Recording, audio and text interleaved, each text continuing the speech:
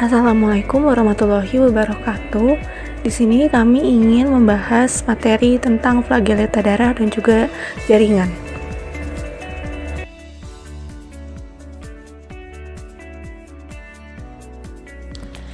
Flagellata darah dan jaringan.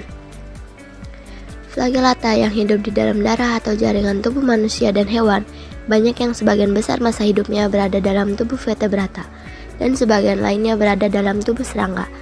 Trypanosoma. Struktur trypanosoma umumnya sebagai berikut: 1. Bentuk dan tahap daur hidup. 2. Bentuk inti. 3. Kinetoplas. 4. Flagel. Dan 5. Undulating membrane.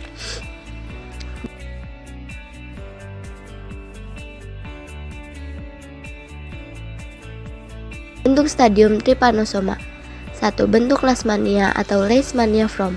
2. Bentuk leptomonad atau leptomonad form.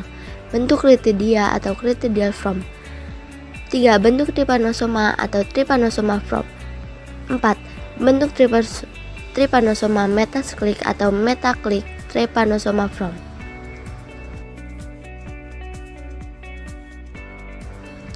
Trypanosoma daur hidup. Trypanosoma memerlukan dua jenis tuan rumah, host pathis atau host, yaitu Anthropoda.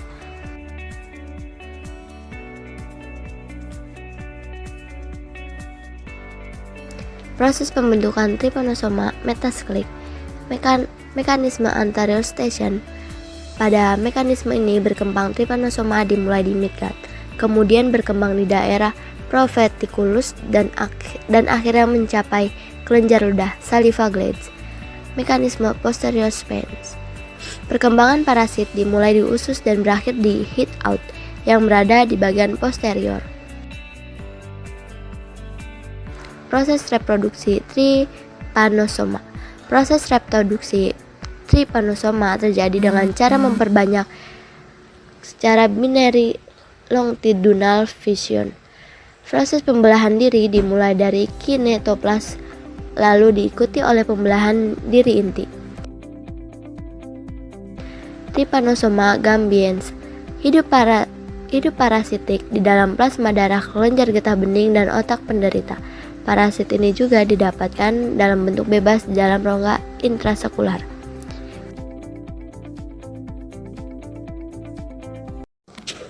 Anatomi dan formologi tumbuhan terdiri dari akar, batang, daun, bunga, dan buah. Akar yang berfungsi untuk menyerap udara, nutrisi, sedangkan batang dan daun berperan dalam proses fotosintesis. 2. Polimorfisme. Polimorfisme adalah fenomena di mana bentuk morfologi parasit yang berbeda diamati selama percobaan infeksi pada primata. 3. Daur ulang trypanosoma merujuk pada proses pemulihan dan pengembangan trypanosoma yang merupakan protozoa parasit dengan flagellum yang bergerak dalam membran endulat. 4. Gejala klinis penyakit trypanosoma atau surra pada hewan terkadang tidak tampak atau terlihat subjektif, tergantung pada keganasan atau virulensi agen trypanosoma evensi, jenis hewan yang terinfeksi, dan faktor lain yang dapat menimbulkan stres.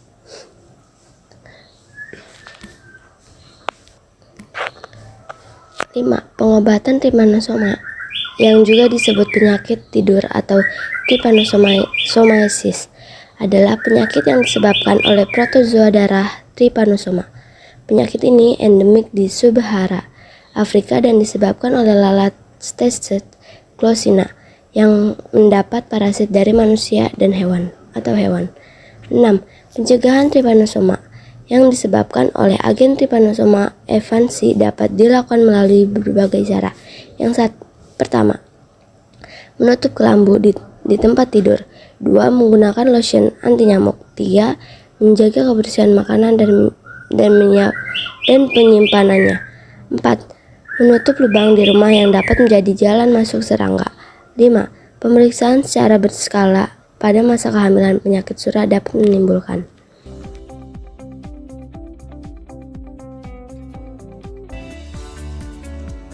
Apa itu Trypanosoma rhodesiense?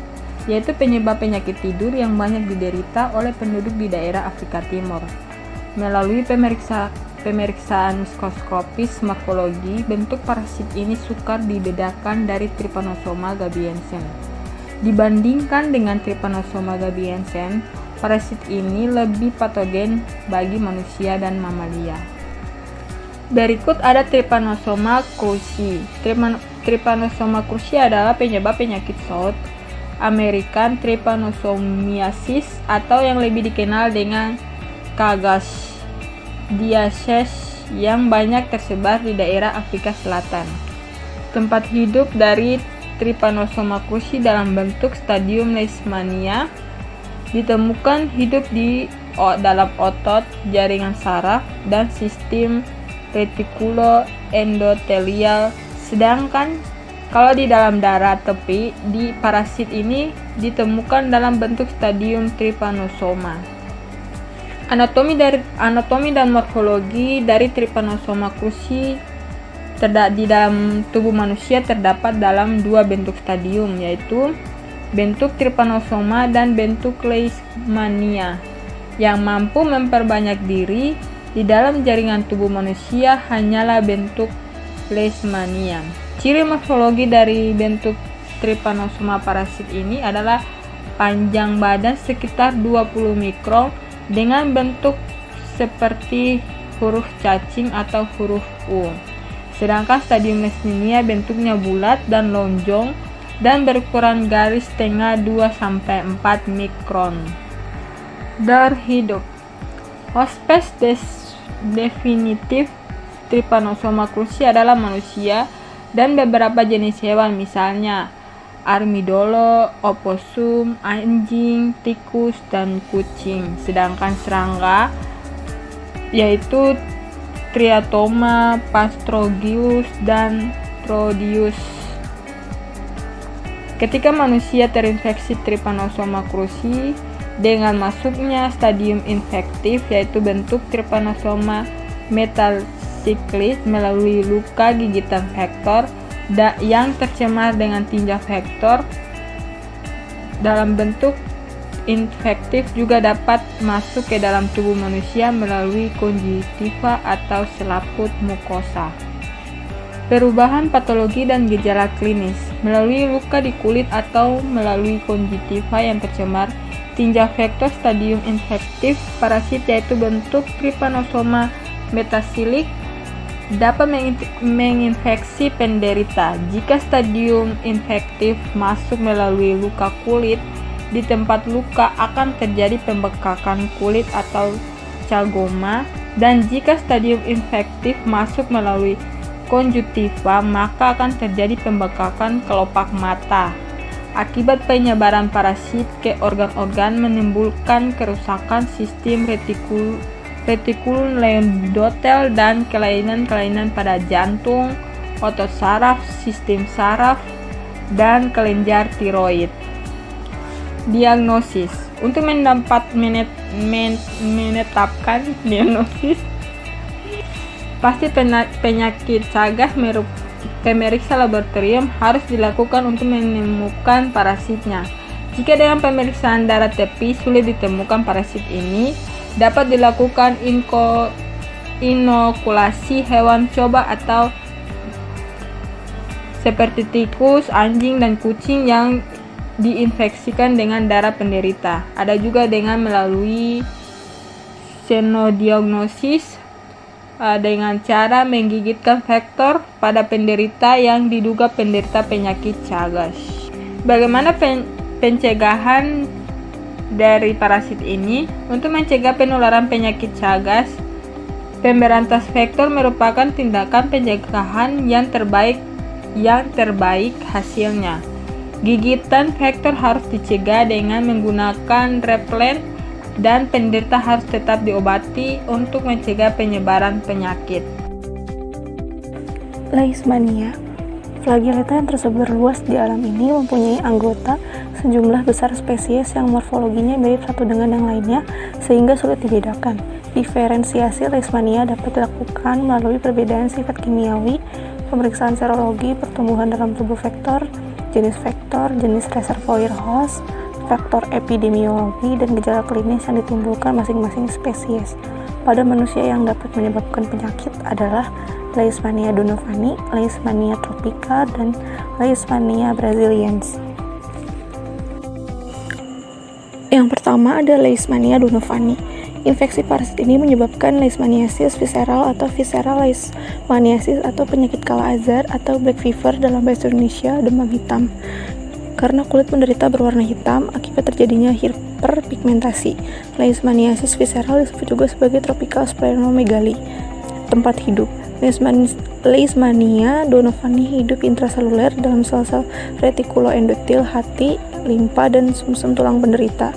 Sebaran geografis, Leishmaniasis visceral atau penyakit kala azar banyak dilaporkan dari India, Cina, dan Manchuria, Afrika Utara, Afrika Barat, Afrika Timur, Eropa Selatan, Rusia, dan Amerika Selatan yang beriklim panas dan lembab. Morfologi Leishmania donovani. Parasit terdapat dalam dua bentuk, yaitu bentuk Leishmania atau stadium aflagella atau mastigot, dan bentuk leptomonad stadium flagella atau promastigot. Bentuk Leishmania. Stadium ini tak mempunyai flagella. Bentuknya lonjong atau bulat dengan ukuran 2-4 mikron, berbentuk bulat atau lonjong dengan inti yang terletak sentral. Bentuk Leishmania mempunyai kinetoplas yang tampak sebagai bintik yang terletak di samping inti.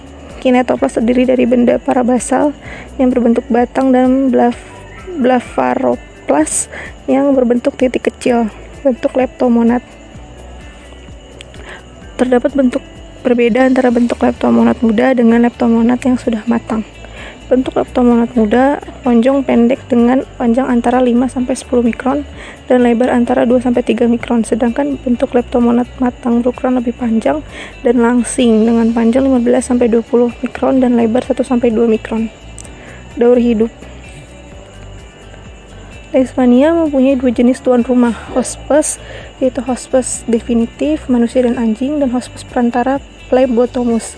Parasit yang terdapat dalam tubuh manusia adalah bentuk Leishmania yang berada di dalam sel-sel retikuloendotel yang dapat membelah diri sehingga sel hospes atau host cell membesar dan pecah. Gejala klinis dan diagnosis. Masa inkubasi yang berlangsung 3-6 bulan diikuti timbulnya kelainan kulit yang bersifat primer berupa nodul yang disebut leishmanioma. Kemudian penderita mengalami demam yang pada awalnya terus-menerus lalu berubah menjadi demam remiten. Gejala klinis utama pada penyakit kala azar adalah demam, pembesaran kelenjar limfa yang menyeluruh atau limfadenopati, atau hepatosplenomegaly yang tidak disertai jaundice, dan tanda-tanda adanya toksik miokardium. Pengobatan kala azar. Untuk mengobati kala azar, sebagai obat pilihan dapat digunakan sodium sibogluconate 20 mg per hari intravena atau intramuskular selama 28 hari, antimon pentavalen atau pentostam solustibosan. Pencegahan kala azar. Karena penderita adalah sumber infeksi bagi manusia lainnya, maka mengobati penderita merupakan salah satu tindakan pencegahan terjadinya penularan penyakit ini. Pencegahan juga dilakukan dengan memberantas vektor penularannya menggunakan insektisida atau mencegah gigitan vektor, misalnya tidak memakai kelambu atau menggunakan repelen. Yang kedua ada Leishmania tropica. Leishmania tropica yang hidup intraseluler dalam sel-sel retikuloendotil, dan kulit ini menyebabkan leishmaniasis kulit atau cutaneous leishmaniasis atau penyakit oriental score. Penyakit ini banyak dilaporkan dari negara-negara Timur Tengah seperti Syria, Arab, Iran, India, dan Afrika Tengah. Anatomi dan morfologi. Leishmania tropica terdapat dalam dua bentuk, yaitu bentuk Leishmania dan bentuk leptomonad. Di dalam tubuh manusia atau hospes reservoir, parasit ini hanya terdapat sebagai bentuk Leishmania, sedangkan bentuk leptomonad terdapat di dalam tubuh vektor daur hidup. Daur hidup Leishmania tropica pada prinsipnya mirip dengan daur hidup Leishmania donovani, kecuali bahwa bentuk Leishmania dari Leishmania tropica hidup di dalam sel mononuklir besar dari kulit dan tidak terdapat di dalam viscera. Epidemiologi Leishmaniasis kulit atau oriental sore termasuk penyakit zoonosis karena adanya binatang sebagai hospes reservoir. Anjing merupakan reservoir host utama di daerah endemis. Sedangkan di daerah padang pasir Asia Tengah, Rodentia atau gerbil merupakan sumber infeksi penyakit ini. Manusia mengalami infeksi penyakit ini dengan cara inokulasi langsung parasit melalui gigitan vektor atau akibat terjadi pencemaran luka gigitan vektor dengan remahan tubuh vektor yang infektif. Lalu yang setelah itu ada gejala klinis dan diagnosis. Masa inkubasi infeksi parasit ini berlangsung antara beberapa minggu sampai 6 bulan, bahkan kadang-kadang sampai 2 tahun. Gejala klinis akan timbul berupa nodul kulit yang sering mengalami ulserasi yang kemudian sembuh dengan sendirinya dalam waktu sekitar 6 bulan. Diagnosis pasti leishmaniasis kulit dapat ditetapkan sesudah dilakukan pemeriksaan mikroskopis atau hasil biopsi nodul kulit yang diberi pewarnaan dengan metode Leishman. Selain itu dapat dilakukan biakan parasit hasil biopsi pada medium NNN. Lalu ada pengobatan dan pencegahan. Oriental sore dapat diobati dengan antimon pentavalen atau antimoni trivalen. Obat pilihan adalah sodium sibogluconat dengan dosis 20 mg atau IM selama 20 hari dewasa atau anak. Selain itu, penderita dapat diberi maglumin antimonid dengan dosis 20 mg per hari selama 20 hari dewasa atau anak. Untuk mencegah penularan penyakit ini, penderita harus diobati dengan baik karena penderita merupakan sumber penularan bagi orang lain. Yang ketiga ada Leishmania brasiliensis. Leishmania brasiliensis merupakan leishmaniasis mukotan atau mucocutaneous leishmaniasis atau leishmaniasis nasofaring. Leishmaniasis yang juga dikenal sebagai penyakit Espundia ini banyak dilaporkan dari negara-negara Amerika Tengah dan Amerika Selatan. Anatomi dan morfologi Leishmania brasiliensis hidup intraseluler dalam sel makrofag dari kulit dan selaput lendir hidung serta rongga mulut. Parasit ini terdapat dalam dua bentuk, yaitu bentuk Leishmania yang terdapat pada manusia dan hospes reservoir, dan bentuk leptomonad yang terdapat di dalam tubuh vektor atau Plebotomus intermedius. Daur hidup. Untuk melengkapi daur hidupnya, Leishmania brasiliensis membutuhkan Plebotomus intermedius sebagai vektornya, sedangkan anjing merupakan hospes reservoir parasit ini. Manusia terinfeksi parasit ini dengan cara langsung melalui gigitan vektor atau melalui kontak langsung penderita dengan orang lain. Selain itu, autoinfeksi dapat juga terjadi pada seorang penderita. Lalu ada perubahan patologi dan gejala klinis. Masa inkubasi penyakit Espundia berlangsung beberapa hari sampai beberapa minggu. Gejala klinis mula-mula terjadi adalah timbulnya nodul kulit yang mirip dengan nodul kulit pada infeksi Leishmania tropica. Penyakit Espundia menunjukkan gejala klinis yang dibagi menjadi dua fase, yaitu fase primer dan fase sekunder. Pada fase primer, gejala klinis berupa kelainan kulit, sedangkan gejala klinis fase sekunder adalah fase terjadi infeksi pada selaput lendir mulut dan saluran pernapasan bagian atas. Pengobatan dan pencegahan Leishmaniasis yang dapat digunakan adalah potasium antimoni tartrat sodium, antimoni gluconat, pentamidin atau amphoterisin B. Untuk mencegah penularan Espundia harus dilakukan pemberantasan vektor penularannya menggunakan insektisida atau mencegah gigitan vektor menggunakan repelen. Dengan menggunakan parasit hidup sebagai vaksin pada penduduk, maka akan didapatkan kekebalan yang tetap. Epidemiologi Leishmaniasis. Selanjutnya, sporozoa. Sporozoa adalah organisme yang bercirikan bersel satu. Sporozoa tidak mempunyai flagel atau silia sehingga pergerakannya dilakukan secara amoeboid. Proses reproduksi sporozoa terjadi melalui dua cara, yaitu reproduksi aseksual atau skizogoni dan reproduksi seksual atau singami. Sporozoa dibagi menjadi beberapa bagian. Yang pertama ada Coccidia. Coccidia hidup intraseluler di dalam sel-sel epitel mukosa usus di daerah ileum bagian bawah. Protozoa ini jarang menimbulkan penyakit pada manusia, dan yang parasitik pada manusia adalah famili Eimeridae, yaitu genus Isospora dan Eimeria. Isospora menyebabkan penyakit yang dapat sembuh dengan sendirinya, bisa disebut dengan self-limiting disease.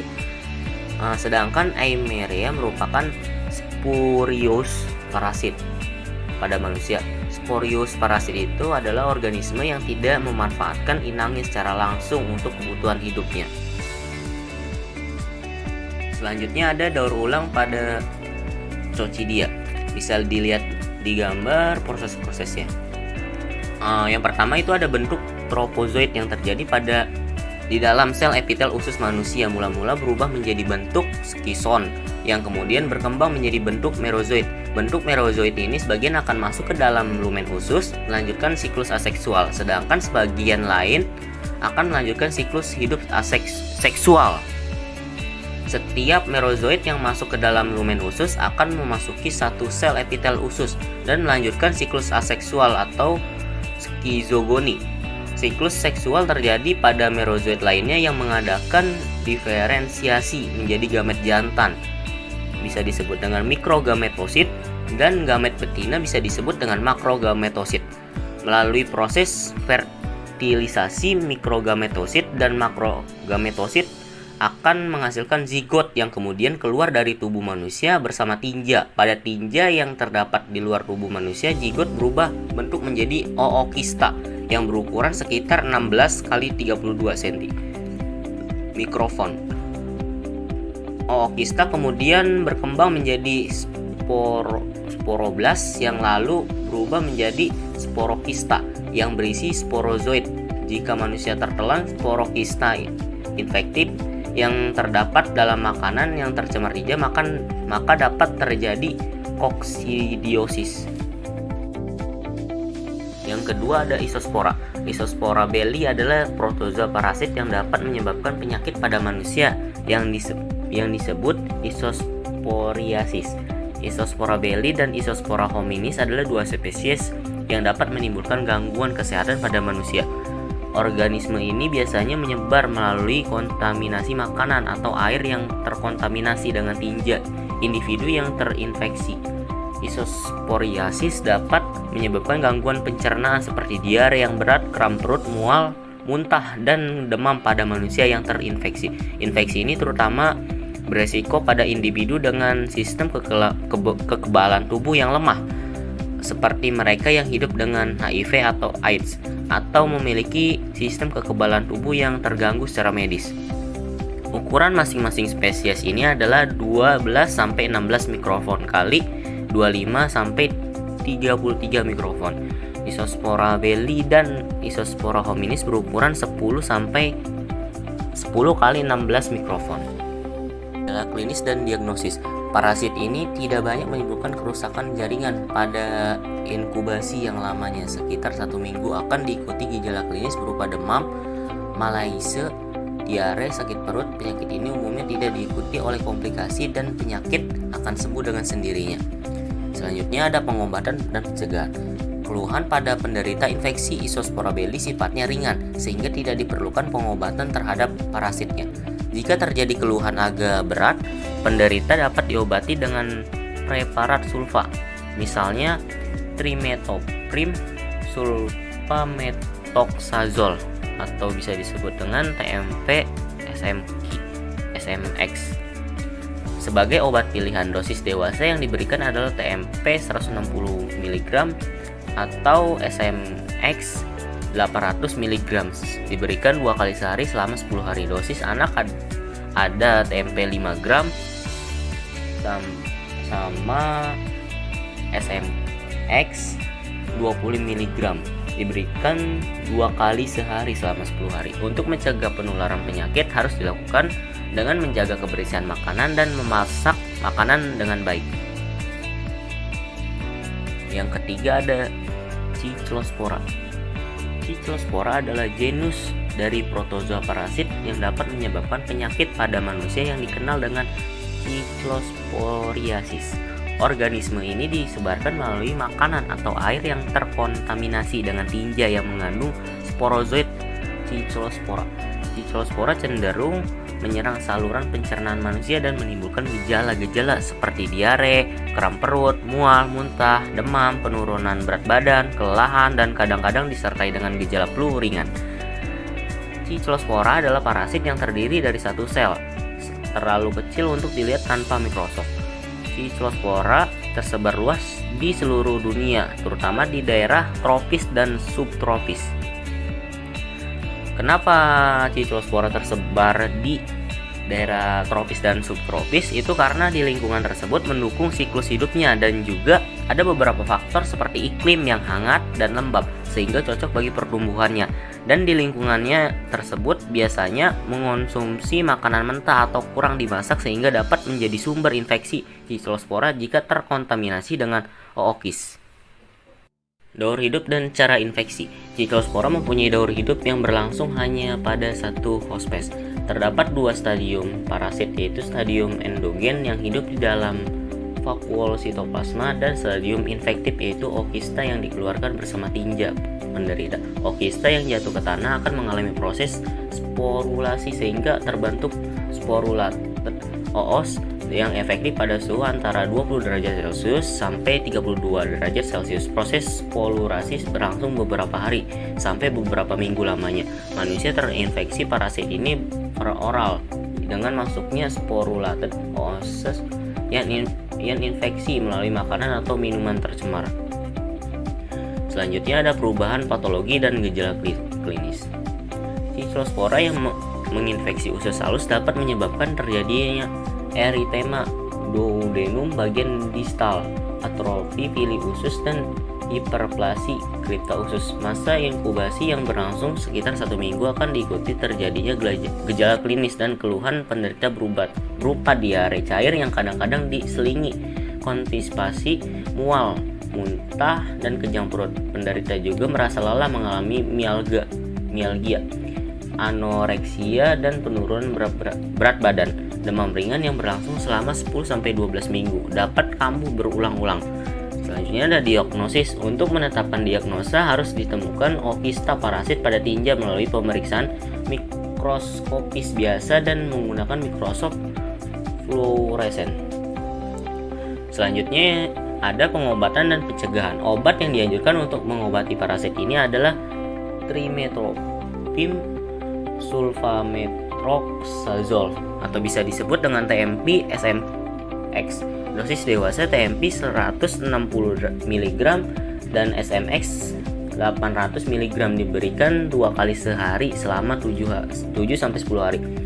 Pada dosis anak TMP 5 gram per kilo, SMX 25 gram per kilogram. Diberikan 2 kali selama 7-10 hari juga.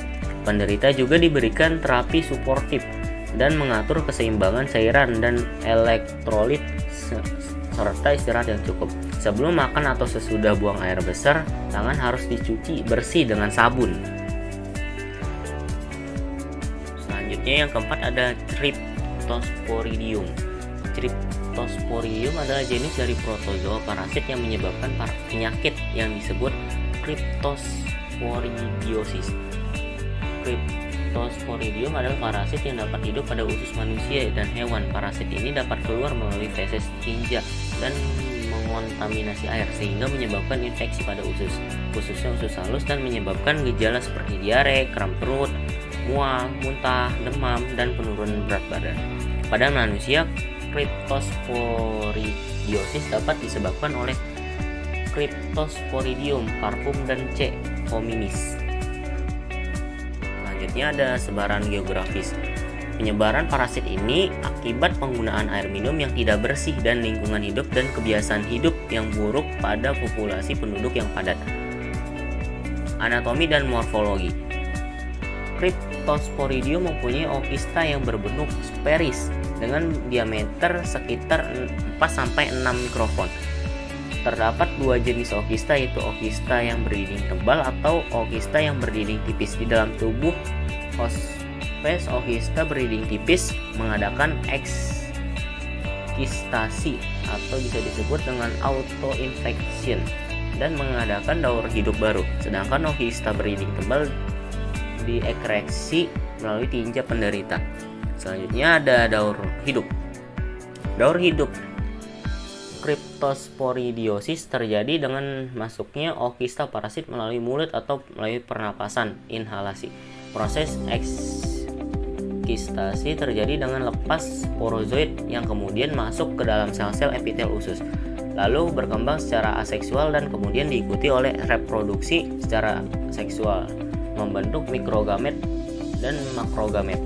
Fertilisasi mikrogamet dan makrogamet akan diikuti pembentukan okista berdinding tebal yang mampu mengadakan sporulasi di dalam tubuh hospes. Sesudah itu, okista yang berdinding tebal ini dikeluarkan bersama tinja penderita atau dapat juga menimbulkan autoinfeksi karena berlangsung di dalam tubuh. Perubahan patologi dan gejala klinis. Sporozoid yang masuk ke dalam sel epitel usus akan menimbulkan kerusakan atau kematian sel-sel epitel usus.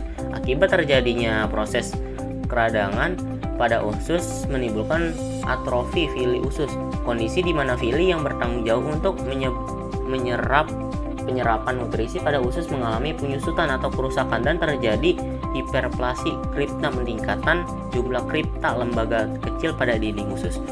Diare cair yang terjadi lebih dari 20 liter per hari merupakan gejala utama Cryptosporidiosis. Infeksi pada parasit ini.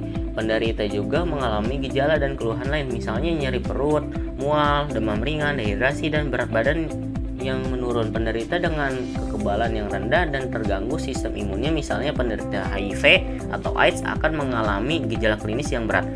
Diagnosis pada Cryptosporidiosis ditentukan berdasar adanya gejala klinis dan keluhan penderita yang dibantu pemeriksaan mikroskopis, pemeriksaan imunologis, dan pemeriksaan biologi molekuler. Untuk gejala klinisnya seperti yang di atas tadi, misalnya nyeri perut, mual, demam ringan. Pengobatan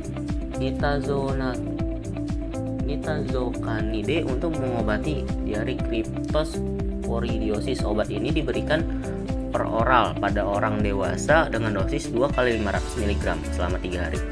Sedangkan anak berumur 1-11 tahun dapat diberikan dengan dosis 2 kali 100-200 mg selama 3 hari. Jika nitazocanide tidak tersedia, penderita hanya diberikan terapi suportif disertai penatalaksanaan cairan dan elektrolit jika terjadi diare yang berat. Pencegahan: sering mencuci tangan sebelum makan dan sesudah merawat penderita diare, mampu manusia maupun hewan, sangat dianjurkan. Selanjutnya ada Toxoplasma gondii. Protozoa yang hidup di darah dan jaringan ini dapat menyebabkan penyakit toksoplasmosis pada manusia dan hewan. Toxoplasma gondii hidup intraseluler di dalam sel-sel sistem retikuloendotel dan sel pareki manusia maupun hewan mamalia, terutama pada kucing dan unggas. Parasit ini dapat menimbulkan radang dan kerusakan pada kulit, kelenjar getah bening, jantung, paru, mata, otak, dan selaput otak. Daur hidup. Keluarga kucing merupakan hospes definitif yang membawa stadium seksual Toxoplasma gondii, sehingga hewan ini merupakan sumber utama infeksi parasit bagi manusia.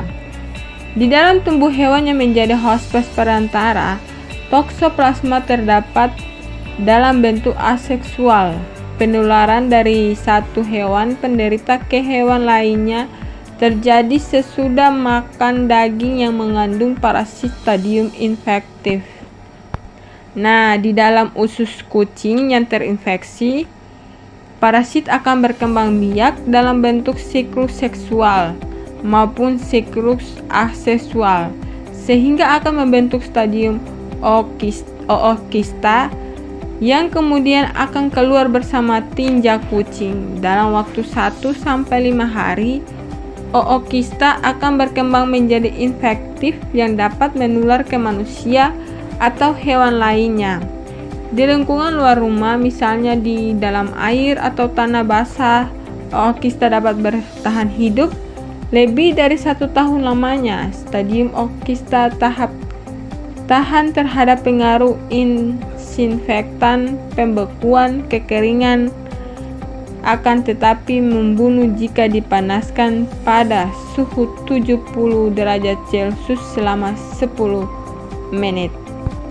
Penularan toksoplasmosis.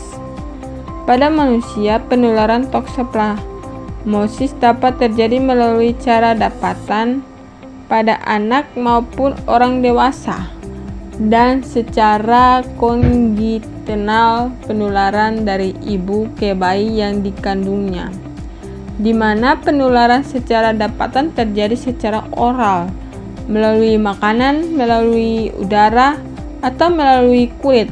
Penularan per orang terjadi melalui makanan mentah dalam bentuk daging, susu sapi, atau telur unggas yang tercemar Sphedoxista parasit. Penularan melalui udara atau droplet injection dengan bahan infektif berasal dari penderita pneumonitis, toksoplasmosis, dan penularan melalui kulit terjadi akibat sentuhan atau kontak dengan jaringan, misalnya daging yang infektif atau ekstraketa hewan yang sakit, misalnya kucing, anjing, babi, dan rodensi. Selain itu, toksoplasmosis dapat ditularkan melalui transplantasi organ, transfusi darah, dan masuknya toksikoid ke dalam tubuh melalui lecet atau luka pada kulit. Sedangkan pada toksoplasmosis kongenital atau penularan pada janin terjadi melalui plasenta dari ibu hamil yang menderita toksoplasmosis. Penularan yang terjadi di awal kehamilan akan menyebabkan terjadinya abortus pada janin atau anak lahir dalam keadaan meninggal. Diagnosis toksoplasmosis. Gejala-gejala klinis dan keluhan yang dialami penderita dapat juga ditimbulkan oleh berbagai macam penyakit lainnya. Diagnosis banding toksoplasmosis yang harus diperhatikan adalah mononukleosis infeksiosa, tuberkulosis, kriptokokosis, tularemia, brucellosis, listeriosis, penyakit virus, sifilis, sisterserkosis, dan hidatidosis. Pencegahan. Untuk mencegah penularan toksoplasmosis, makanan dan minuman harus dimasak dengan baik. Selain itu, yang harus dicegah terjadinya kontak langsung dengan daging atau jaringan organ hewan yang sedang diproses, misalnya di tempat pemotongan hewan dan di tempat penjualan daging. Selain mengobati penderita dengan baik, lingkungan hidup harus dijaga kebersihannya, terutama harus bebas dari tinja kucing dan tinja hewan lainnya. Toksoplasmosis kongenital dapat dicegah dengan melakukan pemeriksaan pada ibu hamil. Jika ibu hamil belum diketahui apakah ia mempunyai antibodi terhadap Toxoplasma gondii, dianjurkan untuk tidak mengadakan kontak dengan kucing, tidak membersihkan tempat sampah, tidak menggunakan sarung tangan jika berkebun. Selalu menggunakan sarung tangan jika berkebun dan selalu mencuci tangan sesudah berkebun, sesudah mencuci daging mentah, dan sebelum makan. Selanjutnya saya akan terangkan Pneumocystis carini. Apa sih Pneumocystis carini? Pneumocystis carini adalah yang terbesar luas di seluruh dunia atau kosmopolit. Ini menyebabkan infeksi yang disebut pneumonia atipik. Pneumonia atipik, pneumokositik carini, pneumonia atau interstitial plasmaculaire. Selanjutnya anatomi dan morfologi. Anatomi dan morfologi parasit ini mempunyai bentuk yang bulat atau lonjong mirip kista, berukuran 1-2 mikron, mempunyai 8 badan yang berinti 1. Yang kedua, daur hidup. Daur hidup bertindak sebagai host. Pneumocystis carini adalah manusia dan berbagai macam hewan, misalnya anjing dan binatang mengerat. Rodentia, parasit ditemukan di dalam alveoli dalam bentuk trofozoid dan kista. Trofozoid yang matang akan menjadi sporokista dengan 8 intrakistic bodies dan berubah menjadi trofozoid jika kistanya pecah. Infeksi terjadi jika prokista setelan oleh hospis bersama makanan atau minuman di dalam usus sporokista atau sporokista akan pecah. Yang ketiga, perubahan patologi dan gejala klinis. Perubahan patologi dan gejala klinis Pneumocystis carini dapat menimbulkan kelainan paru yang menyebabkan organ ini menjadi kenyal dan udara menghilang dari jaringan paru. Warna paru berubah menjadi kelabu dan terjadi penebalan septum alveolar disertai infiltrasi sel-sel leukosit, histiosit, dan sel plasma. Yang keempat, diagnosis. Diagnosis gejala klinis adalah demam, sesak napas, dan batuk. Diagnos pasti infeksi Pneumocystis carini dapat ditegakkan jika parasit penyebabnya dapat ditemukan di dalam dahak penderita melalui pewarnaan Gemori, methinamin, silverstein, atau pewarnaan ginza. Parasit dapat juga ditemukan melalui otopsi jaringan paru pada penderita yang meninggal dunia. Pemeriksaan red floor scan, antibodi, dan imunohistokimia dapat digunakan untuk menemukan parasit di dalam jaringan atau sediaan sitologi. Yang kelima, pengobatan dan pencegahan. Untuk mengobati pneumonia atipik dapat diberikan pentamidin intramuskuler dengan dosis 4 mg per kilogram berat badan selama 14 hari pengobatan. Selain itu, kombinasi trimethoprim dapsoni dengan dosis 3 kali 5 mg kilogram hari dan dapsoni 100 mg atau hari diberikan bersama dalam waktu 21 hari sesuai dengan gejala klinis dan keluhan yang terjadi, dan untuk menunjang pengobatan dapat diberikan antibiotika, oksigen, dan perbaikan gizi penderita. Selanjutnya di sini ada sarkoistis. Pengertian dari sarkoistis pada adalah parasit zoonosis yang pada manusia tidak banyak menimbulkan keluhan, tetapi seringkali menimbulkan kematian pada kelinci. Parasit ini dilaporkan dari berbagai tempat, misalnya Afrika, Amerika Tengah, dan Amerika Selatan, Asia Tenggara, dan Eropa. Selanjutnya, anatomi dan morfologi. Anatomi dan morfologi sarkoistis ditemukan di dalam otot bergaris dalam bentuk kelompok spora berinti satu yang memanjang seperti pipa, disebut Miskertub, yang ukurannya sangat bervariasi antara ukuran mikroskopik sampai 5 cm. Panjangnya masing-masing spora berukuran sekitar 1-2 mikron kali 10 mikron. Berikutnya daur hidup. Daur hidup hospis alami sarkocistis adalah berbagai hewan ternak, misalnya sapi, kuda, domba, babi, kelinci, dan bebek. Sedangkan manusia merupakan hospis insidental. Pada manusia, infeksi diduga terjadi secara peroral melalui makanan atau minuman tercemar ekskreta hewan penderita, terutama sapi dan babi. Selanjutnya, gejala klinis dan diagnosis. Gejala klinis sarkocistis menghasilkan toksin yang disebut sarkocistin yang dapat menyebabkan kematian pada kelinci, tetapi tidak menyebabkan keluhan atau gejala klinis pada manusia. Infeksi intestinal pada manusia melalui makanan dapat menimbulkan nyeri perut, diare, demam, takikardi, dan meningkatnya frekuensi pernapasan penderita.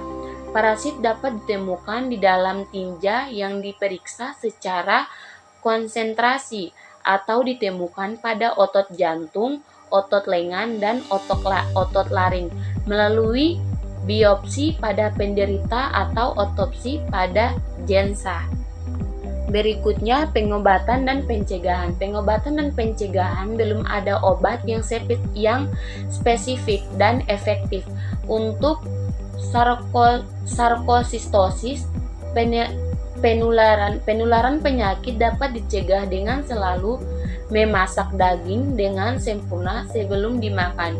Daging yang akan dijual harus diperiksa secara mikroskopis dan sebaiknya disimpan dalam keadaan beku. Kebersihan perorangan, lingkungan, dan kebersihan makanan harus selalu dijaga. Selanjutnya di sini ada Plasmodium. Plasmodium adalah penyakit malaria sudah dilaporkan sejak tahun 1753. Sedangkan Plasmodium penyebab malaria ditemukan oleh Laveran pada tahun 1880. Morfologi Plasmodium mulai dipelajari sejak Markiav pada tahun 1883 sesudah berhasil menggunakan mitlin biru untuk mewarnai parasit ini.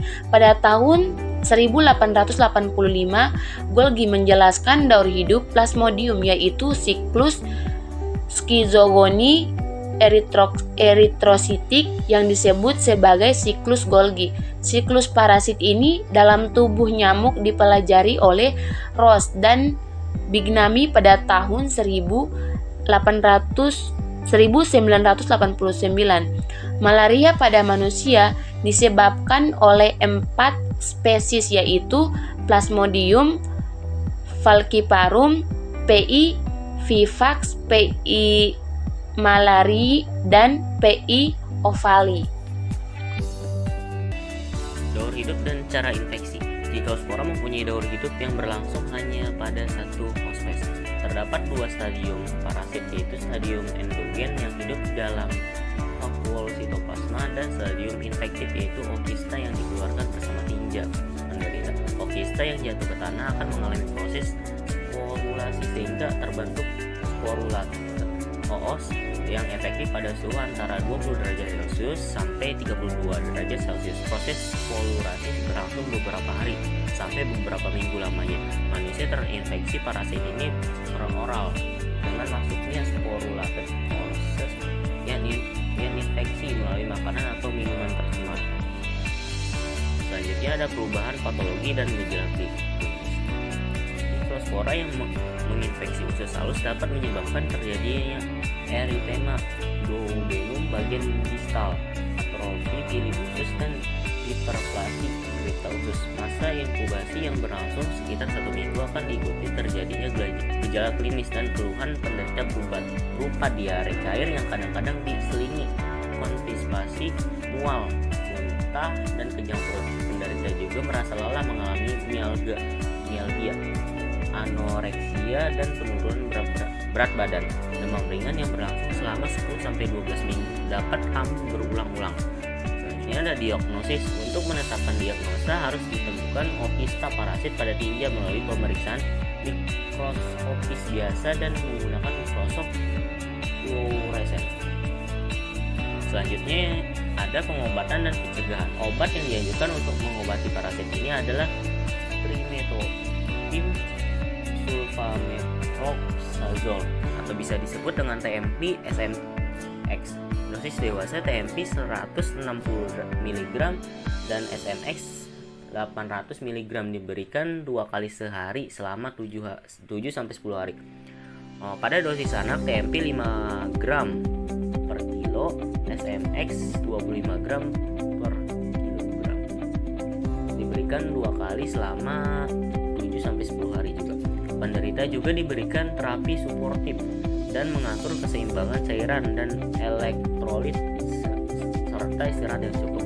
Sebelum makan atau sesudah buang air besar, tangan harus dicuci bersih dengan sabun.